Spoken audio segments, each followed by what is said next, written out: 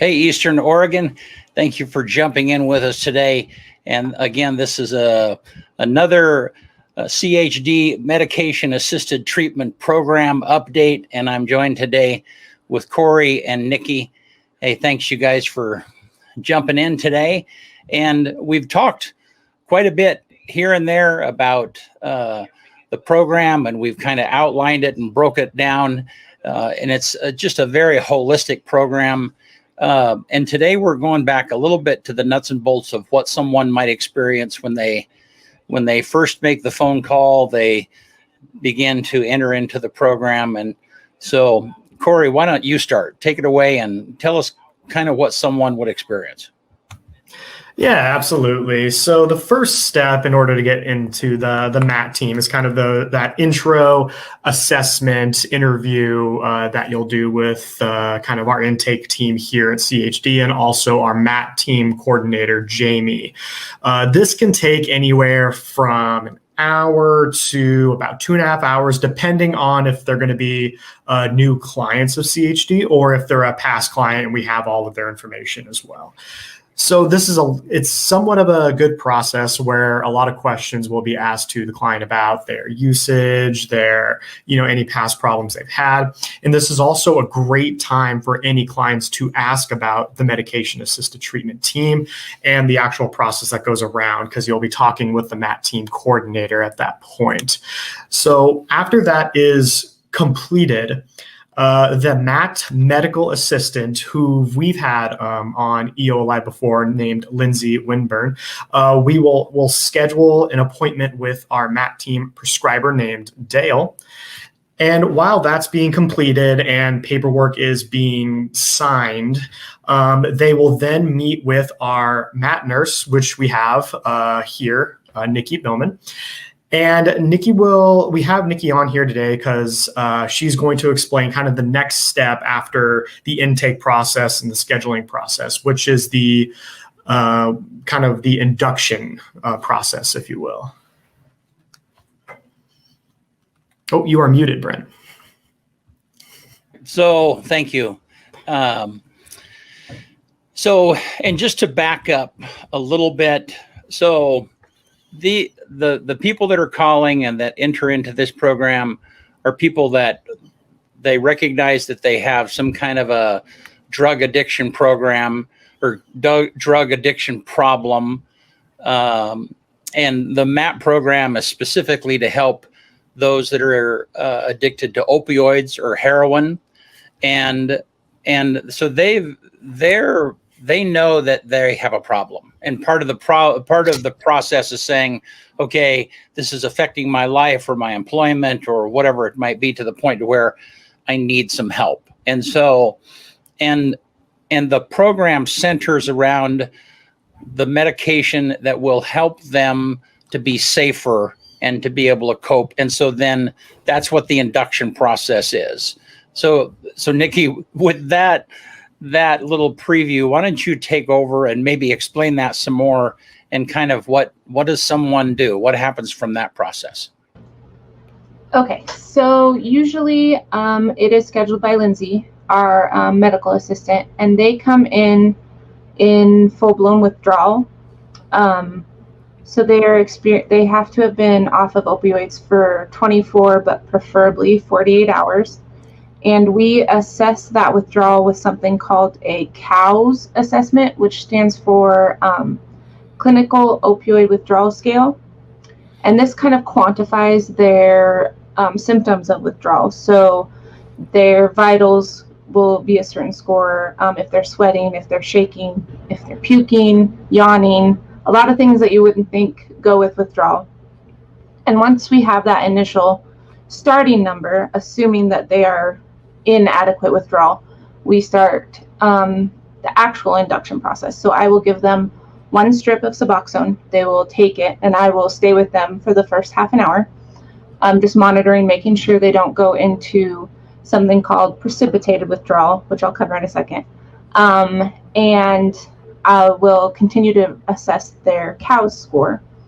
After a half an hour, I will make sure they're okay, and I can step out of the room and just let them hang out for the next half an hour. After we've reached an hour mark, I go back in, do another COWS assessment, monitor. Basically, it's just this continuation until we get that score down and their cravings controlled and that they feel safe to leave and not use. And once that dose is reached, I communicate with the prescriber and I let them know what their dose is, and a prescription is written for usually a week. And then I stay in contact with them pretty much daily, making sure they're okay, making sure it's not too much. And then we continue on with the rest of the program.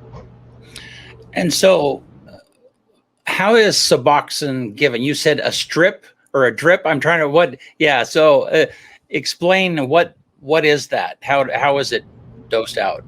So usually Suboxone is in a dissolvable strip, and it's kind of like this big, and it goes underneath their tongue and dissolves in their mouth straight into their mucous membranes. Okay. And that gives it the ability to act faster, basically. It does come in pill form as well, but I think that's just straight buprenorphine, which is part of what Suboxone is. But usually we prefer to do strips. Okay, so let me kind of summarize what it is that I think you said. So then once they've done the paperwork, they've said, okay, like I want to do this. I'm sure there's a commitment process, and I mean this is not a casual thing. Then they have to stop using for at least 24 to 48 hours. So then when they come in to see you, they're really at the height of their craving. They actively need something. I mean, and so then you have to do a measurement of that. And so then through this process, giving them Suboxone and watching their withdrawal symptoms, then you figure out a dosage that helps them. Does it, and when they get that, does it alleviate the withdrawals completely? I mean, what is their experience, or what do they tell you is their experience during that time? So for a lot of people, like one strip doesn't do much, but when you've reached an adequate dosing, it will control your withdrawal, so you won't have any withdrawal symptoms, is our hope. And you won't have any cravings to use because it will fill those opioid receptors in your brain, and you won't have that biophysical drive to use. Now, can you give someone too much? I mean, is that of concern? And then how would you know if the dosage was too high that you were giving them? So that's part of the reason I stay in contact with them, because obviously on the day of induction, it's crazy and they're very miserable. And maybe the next day they take that dose and they feel like, wow, that was too much. And what too much feels like is they're really sedated. Sometimes they might feel like they're going to vomit. They're very nauseous. A headache is one of the side effects. And so that's why I communicate with them and see. And sometimes the dose is adequate, but it needs to be split into like a dose in the morning and a dose in the evening, or something in that form. So you're just adjusting and communicating and talking so that there's some kind of a normal process. I mean, they feel normal. They're not in active withdrawals in some way or another. That's our hope. Yeah. Yeah. Okay. And I know I've asked this question before, but what are withdrawals? I mean, they must be miserable. I mean, because the withdrawals are what's actively pushing them in their addiction. What is that like? What do people experience when they go through that? So the symptoms I'm looking for are the ones that kind of across the board medical professionals have learned are symptoms of withdrawal. But they include an elevated pulse rate, sweating, sometimes profuse sweating, tremors, goosebumps, yawning, a fever, vomiting. They get really achy, and it hurts. It's very painful. A runny nose. They feel like crap. Huh. And when they're in the process of using and they they're taking an opioid or whatever it might be to get away from those withdrawals, is there a high associated, or do just the withdrawals go away? Just the withdrawals go away, because then there's go that ahead. protective factor of naloxone in Suboxone that protects you from getting high. Okay, so but when they're using an illegal drug, there is a high aspect to it, and so it's not just that you stop feeling crappy and the withdrawals go away. There is a little bit of a, I can conquer the world. I'm just trying to get my head around what someone might feel when they're there in that place. When they're actively using? Correct, yeah, and they're high. Opioids have a tendency, they are kind of sedating, and they also can give a euphoric feeling, so they feel, like you said, on top of the world. They feel good. It also numbs any emotion you might have, especially negative emotion, fear, sadness, anger, and it basically makes it so none of that matters. Okay, so then they have to be prepared, and that's part of the beginning process. When you guys introduce them into the program, they have to be prepared for the fact that they're giving up being high in the future. Am I expressing that well enough? Yeah, and that's part of the reason we have all these other prongs to the system. So we have peers that can help when they're struggling with different aspects. We have therapists that will see them and help them build life skills. Sure. And coping mechanisms that they used to use the drug for. Okay. All right. And so then, and I think you've mentioned before that regular drug test is a part of the program. So then once they've been assessed, once they're giving a dosage, then they have to submit to drug test on a normal basis to know that, for you guys to know that they're only taking the Suboxone. Is that correct? They have to come in. We have a tier system. So on tier 1, which is where you start, you're supposed to come in randomly for weekly urine drug screens. And this is not only to show that they're not using other substances, but to make sure that they are taking their Suboxone and not diverting it. Okay. And diverting meaning what? So Suboxone has some street value because it controls withdrawal. Oh, okay. So we have to make sure that they're not selling it. Okay.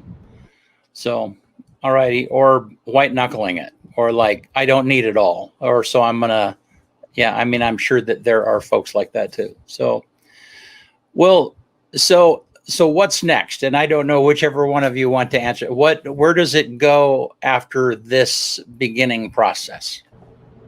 I can take that, Corey, if you want. Okay, so after they're inducted and we've gotten their dose, they're to have weekly appointments with the prescriber, so with Dale, just to check on the dosing, make sure that they're still doing well, and to change anything. And they are supposed to have weekly appointments with the therapist to build those coping mechanisms to make sure that they're safe. And then they see me weekly for a urine drug screen. And that goes on. And once they show that they're capable of doing that and they've met all those requirements, they move up a tier. So they go up to tier 2, and then all of those things start happening every other week. So they get 2 weeks. And then once they show that that's been met, another tier, and it's a month. So that eventually, it's not an every week thing. They have to come in, and it's all this work. That work pays off in the longevity of that they don't have to come in here every week.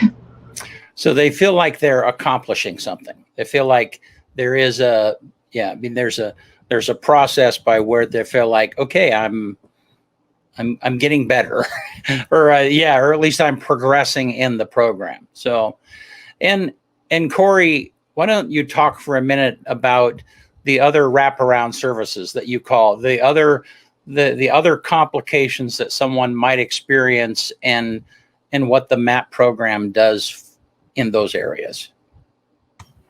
Absolutely. Yeah. MAT isn't just, the medication, assisted treatment in itself. There's quite a few people on the team that provide services to the clients that need it. We have case managers that can help with really anything they need. We have peers that can help support them in this process. We have prescribers. We have the medical assistants. There is a lot. There's a lot of services that clients can utilize in this program. And we have our number there on the bottom left there, 541-562-HOPE. That is our HOPE line. So for anyone watching, if you have any questions, if you want to reach out and say you know of somebody who can use this information, please give us a call with that number right there. We have a full dedicated team looking to help anyone suffering from opioid use disorder, as well as check out our website, please, www.chdinc.org/addictions. You can browse through our websites. You can find information there. You can see who's on the team and the services we can provide. But we are here to help the community. And this is a phenomenal team that is ready to help anyone who is asking for our help. So since we've started this, I mean, are you seeing some people come in? I haven't asked that question. We've been actively involved in helping you get the word out. Is it working? Are you seeing some people call the number? And I don't know, talk a little bit about that, would you?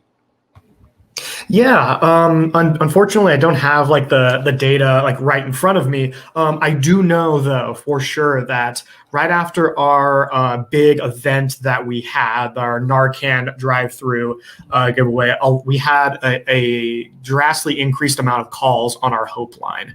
Oh, so we are reaching out to the community, and we are getting the information out, and through various social media posts, through EO Live, through our billboard that we have, radio ads. I mean, we really are trying our best to get kind of this county a little bit more educated on this epidemic that we're having. That's great. All right. Well, thanks. Well, anything else that we need to touch on before we take off?